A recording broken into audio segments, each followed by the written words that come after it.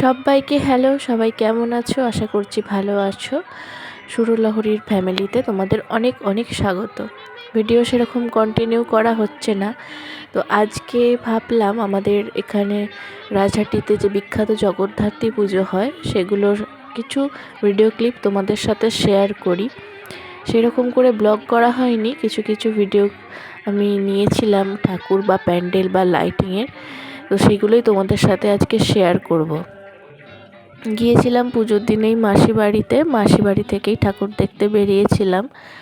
তো সবাই আছে এখানে, ভাই বোন, তারপর বোনের ছেলে, মাসি মেসো সবাইয়ের সাথেই বেরিয়েছিলাম। তো ব্লগটা তোমরা দেখো, আশা করছি তোমাদের ভালো লাগবে। প্রথমেই যে প্যান্ডেলটি তোমাদের সাথে শেয়ার করব, দিগন্ত ক্লাবের, এটা একটা থিমের পুজো। তখনকার দিনের একটা গ্রামের বাড়ি তে মানে যেগুলো যা হতো আর কি, যে ধানের গোলা, গোয়াল ঘরে গরু, রান্না, এখানে ঢেঁকিতে ধান কোটা হচ্ছে বা চাল কোটা হচ্ছে, যাই হোক এখানে একজন রান্না করছেন বসে বসে আর একজন আলপনা দিচ্ছে। মানে তখনকার দিনের এই একটা গ্রাম্য পরিবার বা গ্রামের যে পরিবেশ বা বাড়ি ঘরদোর কীরকম ছিল, মাটির বাড়ি, তার উপরে আলপনা দেওয়া, তো এরকমই এখানে থিম করা হয়েছে। বেশ ভালো লাগছে দেখতে। তবে এখনও যাদের চাষবাস আছে তাদের বাড়িতেও এখনও এরকম ধানের গোলা আর গোয়াল ঘরে গরু এইসব দেখা যায়। আর আলপনাটা পুজো আজাতে এখনও মেয়েরা দেয়। তবে হ্যাঁ, এরকম মাটির বাড়িতে আলপনা দেয়া এখন হয়তো অতটা দেখা যায় না, আর মাটির বাড়িও এখন খুব একটা দেখা যায় না। তবে বাকি যেগুলো আছে, নাঙল জোল, এখানে যে নাঙল জোল আছে সত্যিকারেরই নাঙল জোল একটা আছে। এছাড়াও এই যে ধানের গোলা, এগুলো এখনও প্রায় বাড়িতে বাড়িতে দেখা যায়। আমার কথাগুলো হয়তো শুনতে তোমাদের অসুবিধা হবে, কারণ আমার একটু ঠান্ডা লেগেছে আর গলাটা সেই জন্যই বসা বসা, তোমরা বুঝতে পারছো। একটু কষ্ট করে আমার কথাগুলো শুনে নিও। এই জগদ্ধাত্রী ঠাকুর দেখতে গিয়েই আমার ঠান্ডাটা আরও লেগেছে। শুধু আমার না, ফ্যামিলির সবাইয়েরই এরকম সর্দি কাশি জ্বরে সবাই ভুগছে।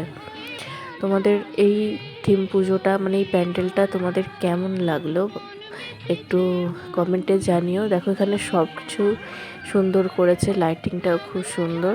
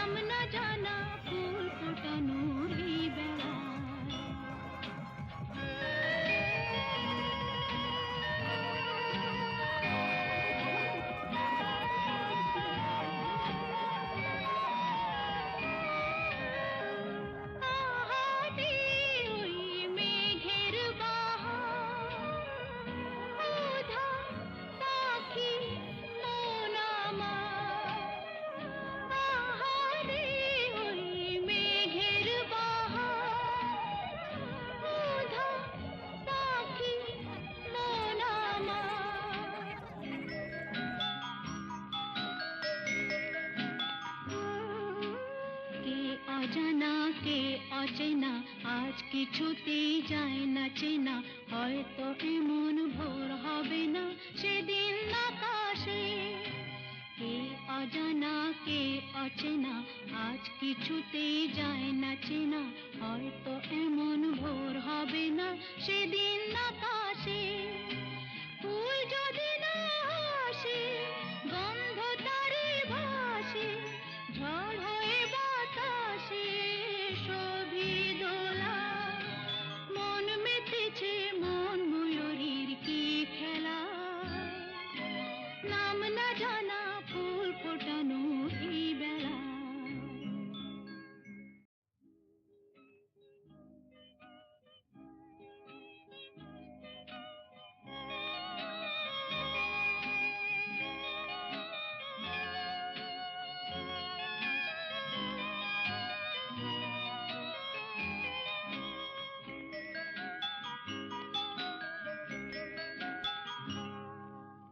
মন মেতেছে মন ময়ূরীর কি খেলা,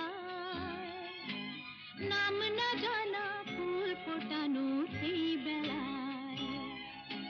মন মেতেছে মন ময়ূরীর কি খেলা, নাম না জানা ফুল ফোটানো এই বেলায়।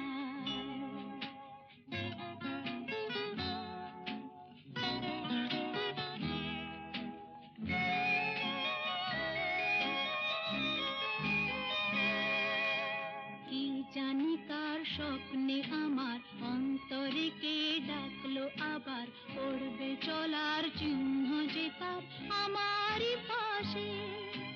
কি জানি কার স্বপ্নে আমার অন্তরে কে ডাকলো আবার, পড়বে চলার চিহ্ন যে তার আমারই পাশে। রইবে ঘাসে ঘাসে যে জন ভালোবাসে, এমনি করে আসে প্রাণের মেলা। মন মেতেছে মন ময়ূরীর কি খেলা, নাম না জানা ফুল ফোটানোর এই বেলা।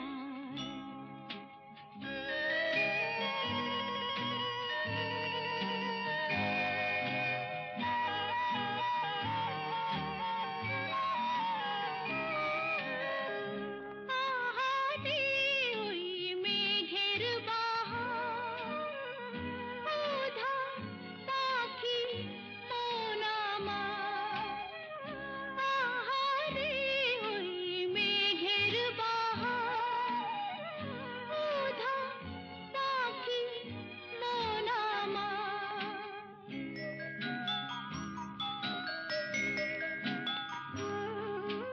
কে অজানা কে অচেনা আজ কিছুতেই যায় না চেনা, হয়তো এমন ভোর হবে না সেদিন আকাশে। কে অজানা কে অচেনা আজ কিছুতেই যায় না চেনা, হয়তো এমন ভোর হবে না সেদিন আকাশে। ফুল যদি না আসে গন্ধ তারে ভাসে, ঝড় হয়ে বাতাসে শোভি দোলা। মন মেতেছে মন ময়ূরীর কি খেলা, নাম না জানা ফুল ফোটানো এই বেলা। ইন্টারন্যাশনাল এয়ারপোর্ট গামী যাত্রীদের অতি সত্বর বোর্ডিং পাস ও সিকিউরিটি চেকিং পরিসমাপ্ত করার অনুরোধ জানাই। India welcomes you cordially at Madharan Srishti Rajaram International Airport. Airlines आपको मध्याह्न सृष्टि राजाराम इंटरनेशनल एयरपोर्ट में स्वागत करते हैं। Airlines Boeing 4B7 Indira Gandhi international airport गामी যাত্রীদের অতি সত্বর বোর্ডিং পাস ও সিকিউরিটি চেকিং পরিসমাপ্ত করার অনুরোধ জানাই। इंदिरा गांधी इंटरनेशनल एयरपोर्ट जाने वाली बोइंग 4B7 की यात्रियों को अनुरोध है आप अपना बोइंग पास और सिक्योरिटी चेकिंग कंप्लीट कीजिए। The passengers of Air India Boeing 47B are requested to complete their security checking and boarding pass. Airlines Boeing 4B7 new দিল্লির উদ্দেশ্যে প্রবেশ করার অনুরোধ জানাই। यात्रीगण बोइंग 47B न्यू दिल्ली रवाना होने के लिए तैयार हैं। यात्रीगण आप लोग प्लेन के अंदर गेट नंबर 2 से प्रवेश कीजिए।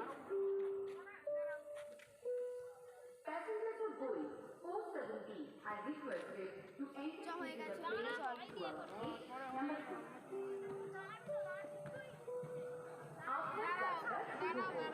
आपका यात्रा मंगलमय और सुखकर हो। Wish you a happy and comfortable journey. Thank you.